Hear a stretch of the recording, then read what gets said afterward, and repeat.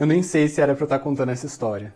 Oh my god! É que eu tenho um karma muito do esquisito. Ai, ai, ai. Era uma vez, num dia qualquer, eu tava num shopping com uma bilionária. Eu disse bilionária. Oh my god! Enfim, eu continuo pobre, então isso não importa muito. Eu falei que eu tinha um karma bem estranho, mas voltando pra história principal, essa senhora se vira pra mim e fala assim: monge, você sabe como eu faço pra escolher o meu traje do dia?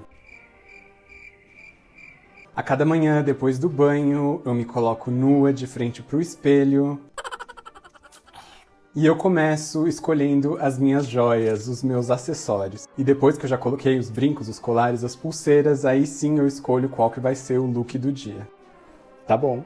Enfim, em homenagem a essa bilionária, porque parece que tem dado bastante sorte pra ela, no vídeo de hoje, sim, apesar de vocês mal serem budistas e possivelmente estarem destinados ao fogo do inferno, ainda assim, no vídeo de hoje nós vamos falar dos acessórios da iluminação.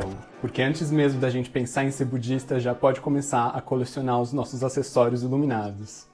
Hello, iluminados e iluminados, sejam bem-vindos ao nosso canal Amigo Monge. Eu sou o Monge, você é o meu amigo, esse é o nosso canal. Nosso primeiro vídeo com temática budista? Oh my god! Como a gente vai fazer para escolher esses acessórios? Meu signo é serpentário e a minha pedra é o quartzo, $9 na Wish. O meu signo é virgem, a minha pedra é o citrino, $12 na Wish. Meu signo é aquário e a minha pedra é lápis, $18 na Wish. Meu signo é libra e a minha pedra é turquesa, $27 na Wish. Meu signo é leão e a minha pedra é o diamante.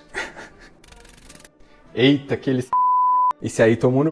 Não fica assim, amigo. Numa outra vida você volta num signo mais econômico. Então agora, brincadeiras à parte, nós vamos falar tudo sobre o rosário ou terço budista, o mala. Para começar, esse aqui é um mala, o rosário budista bem clássico, em algum cristal branco, num tamanho médio para grande. Fio.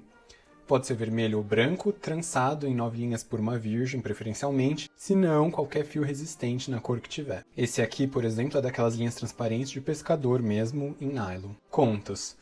Podem ser sim número de 108, mas na verdade se prioriza 111 contas ou bolinhas. São 100 bolinhas para a recitação principal do mantra, mas aí nesse número de 100 a gente coloca 10% de compensação pelas distrações e erros ao pronunciar o mantra.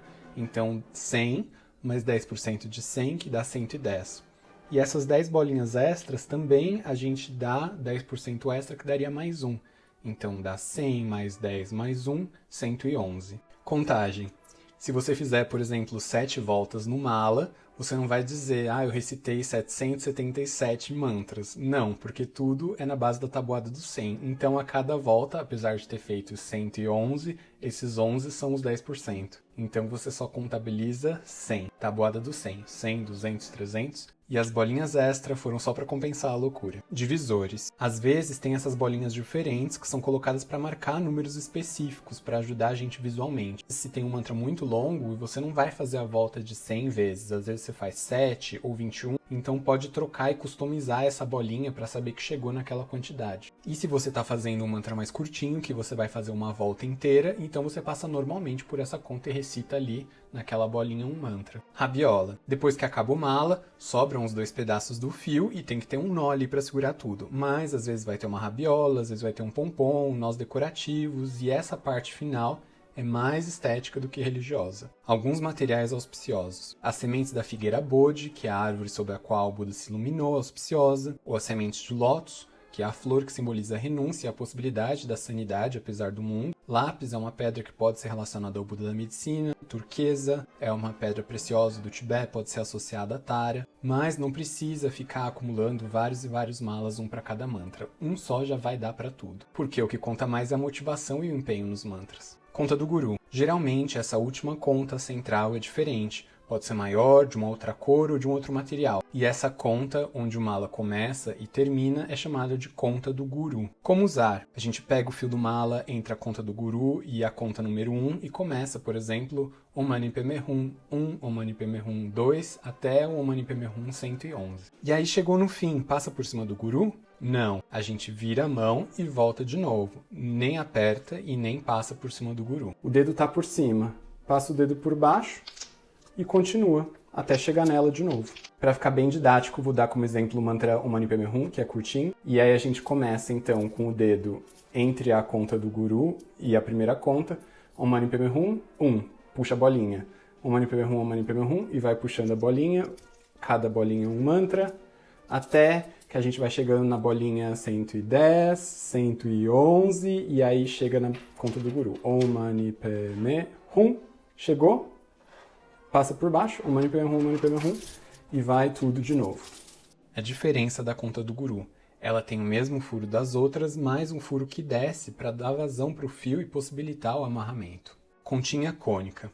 E essa última pecinha que vem junto da conta do guru simboliza aspectos sagrados da mente iluminada ou Dharmakaya. Nó. Para terminar uma mala e manter as contas juntinhas, tem que ter minimamente um nó, mas pode caprichar e colocar um pompom ou fazer um nó mais complicado. Essa é a parte mais customizável. Contadores. Esse mala, por exemplo, já tem contadores pendurados. Eu particularmente não gosto muito porque eles são muito pesados e fazem barulho. Mas como funciona? A cada volta do mala, ou seja, 100, puxa uma argolinha ou uma conta do sininho, ou seja, são 100.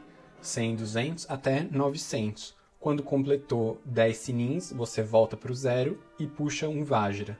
Então fica unidade e dezena. Um Vajra são 10 sinos ou 1000 mantras. Distância. Tem gente que prefere uma mala bem espaçado para encaixar bem o dedo. No meu caso, eu prefiro bem apertadinho. E tem uns outros que são feitos de material elástico, aí não faz tanta diferença. Malas de pedra. Se o seu mala for de alguma pedra, você vai precisar escolher um fio mais resistente, porque o atrito assim é mais afiado e ele vai raspando, pode fazer arrebentar. E uma outra desvantagem dos malas de pedra é que eles podem ser muito barulhentos e podem irritar.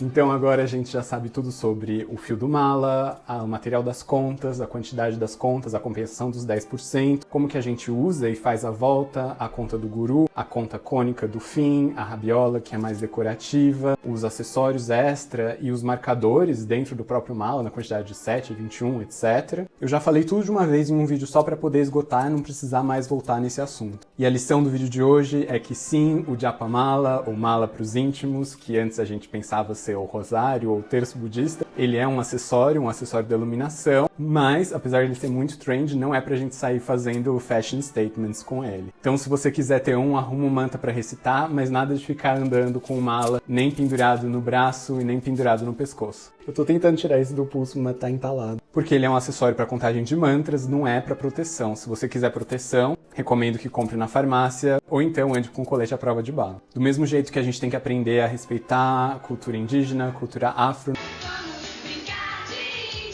Vamos sair fazendo apropriação religiosa e apropriação cultural dos símbolos budistas. Sou sagrado desde o céu até o inferno. O quê? Por acaso ele está dizendo que seria a reencarnação de Buda? Muito obrigado por me acompanharem. Por favor, se inscrevam, compartilhem com os amigos. E numa próxima ocasião eu poderia explicar mais sobre o mantra Om Mani Padme Hum, que eu dei como exemplo, que é o mantra mais sagrado, um dos mantras mais sagrados do budismo tibetano. Chama o povo que a gente já tá quase em 700. E semana que vem, se Buda quiser, nós voltamos com outro vídeo, top 5 dicas para não cair no inferno. E para mais dicas de moda, religião e filosofia com o monge, assistam aqui os nossos outros vídeos no YouTube ou me sigam também nas outras redes. Até mais!